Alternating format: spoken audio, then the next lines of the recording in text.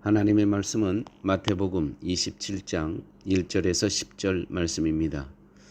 새벽에 모든 대제사장과 백성의 장로들이 예수를 죽이려고 함께 의논하고 결박하여 끌고 가서 총독 빌라도에게 넘겨주니라. 그때 예수를 판 유다가 그의 정죄됨을 보고 스스로 뉘우쳐 그 은 30을 대제사장들과 장로들에게 도로 갖다 주며 이르되 내가 무죄한 피를 팔고 죄를 범하였도다 하니 그들이 이르되 그것이 우리에게 무슨 상관이냐 내가 당하라 하거늘 유다가 은을 성소에 던져 넣고 물러가서 스스로 목매어 죽은지라.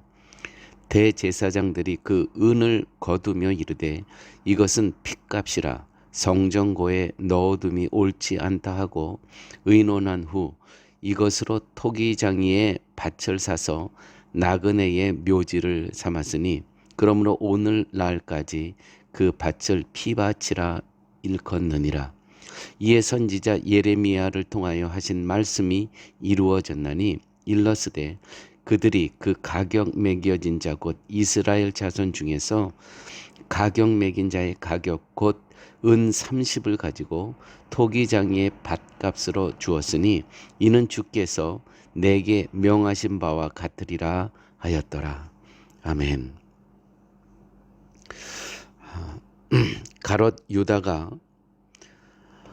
스스로 목매어 죽은 것은 양심의 가책을 견디지 못했기 때문입니다.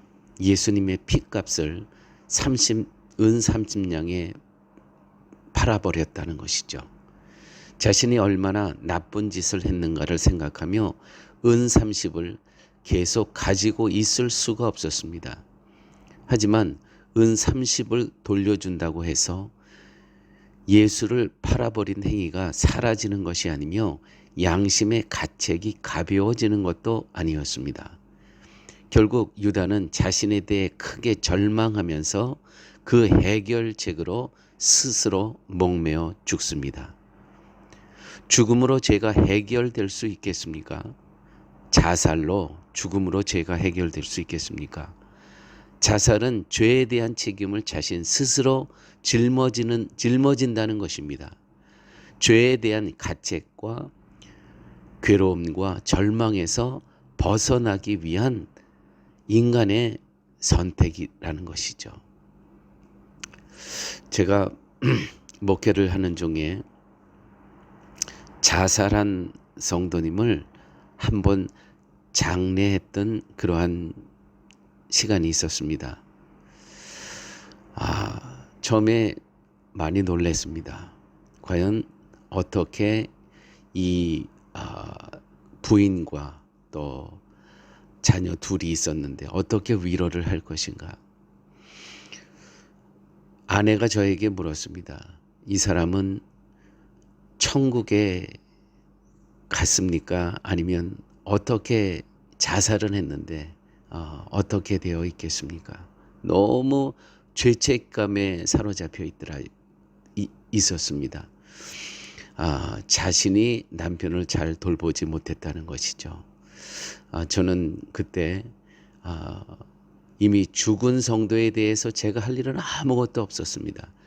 사한 자를 어떻게 생명의 말씀으로 다시 일으켜 세울 것인가, 거기에만 집중하고 말씀을 전했습니다. 여러분, 오늘 본문에 또 한 그룹이 있습니다. 유다가 있었고 또 한 그룹, 우리와는 아무 상관이 없다는 그룹이었습니다. 그 그룹은 대제사장과 장로들이었습니다.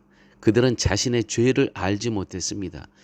유다는 그래도 자신의 죄는 알았습니다. 그래서 자살했습니다. 그러나 대제사장과 장로들은 전혀 자신의 죄를 알지 못했습니다.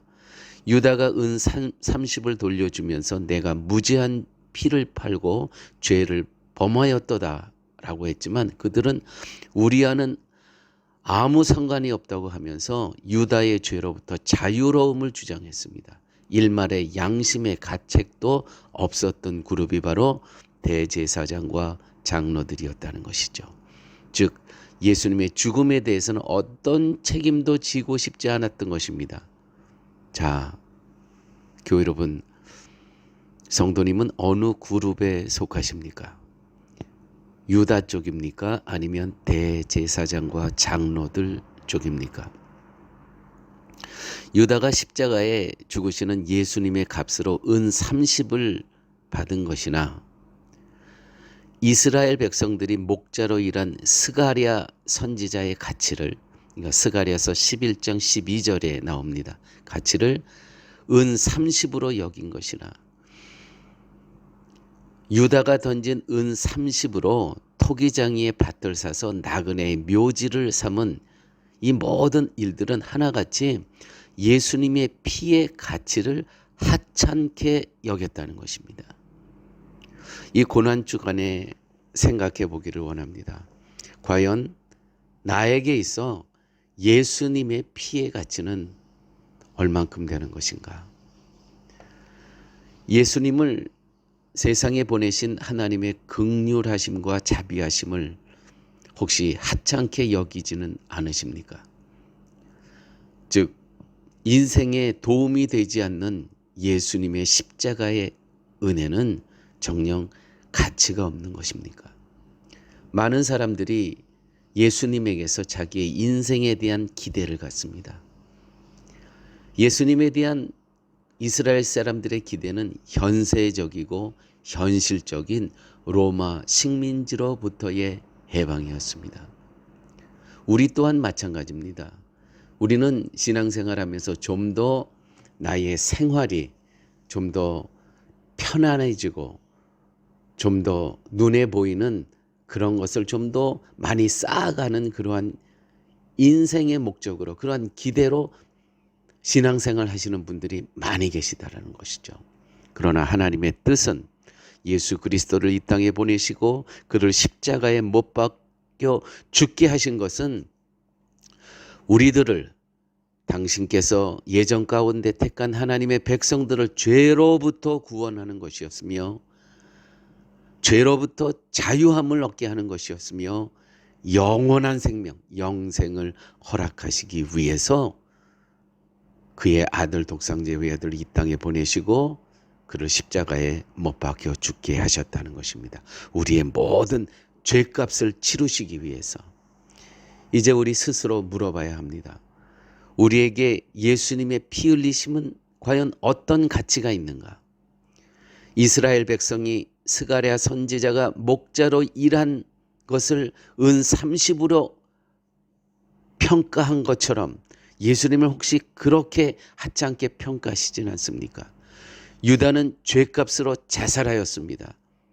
또한 우리는 예수님을 온전히 섬기지 못한 그러한 죄책감으로 그 죄책감에 살아가고 있지는 않습니까?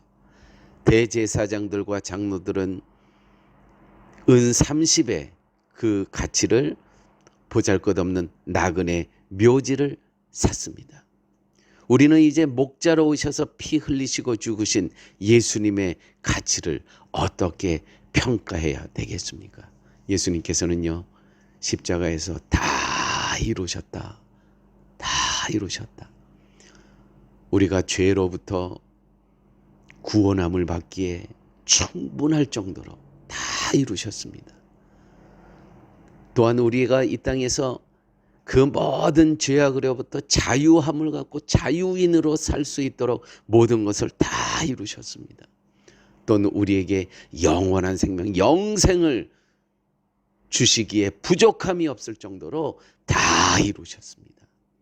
그것이 예수님의 피값, 예수님의 우리를 위해서 흘리신 그 가치라는 것이죠.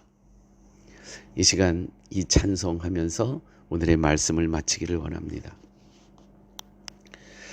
죄에서 자유를 얻게 함은 보혈의 능력, 주의 보혈, 시험을 이기는 승리되니 참 놀라운 능력이로다. 주의 보혈 능력이 있도다 주의 피 믿으오 주의 보혈 그 어린 양의 매우 귀중한 피로다.